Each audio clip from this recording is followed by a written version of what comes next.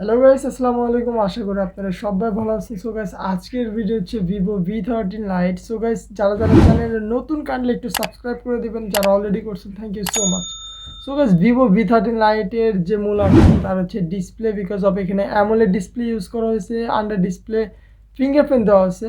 দেন ডিসপ্লেটা কিন্তু অ্যাকচুয়ালি অনেক গুড কোয়ালিটি অ্যান্ড অনেক এইচডি ভিডিওগুলো দেখতে জোস লাগে।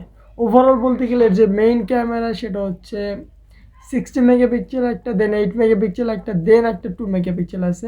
অ্যান্ড সেলফি ক্যামেরা দেওয়া আছে হচ্ছে 16 মেগাপিক্সেলের সেলফি ক্যামেরা। ওভারঅল বলতে গেলে এখানে ব্যাটারি হিসেবে আছে 4800।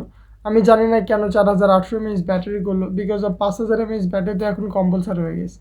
সো ওভারঅল বলতে গেলে 5000 ব্যাটারি ঠিক আছে, 4800 ঠিক আছে, এটা চলে যাবে, একদিন কাভার হয়ে যাবে, কোনো প্রবলেম হবে না।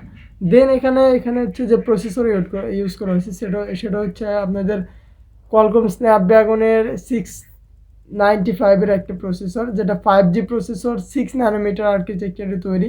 ওভারঅল বলতে গেলে এখানে আপনারা উড়াধুরা গেম প্লে করতে পারবেন, যারা ফ্রি ফায়ার বা পাবজি খেলেন।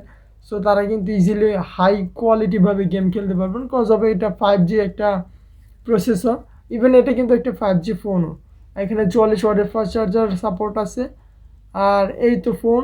সো গাইজ, আমার যদি ভিডিওতে কোনো প্রকার ভুল হয়ে থাকে কাইন্ডলি একটু ক্ষমা দৃষ্টিতে দেখবেন, আর যারা চ্যানেল নতুন কাইন্ডলি একটু সাবস্ক্রাইব করে দেবেন। Thank you so much.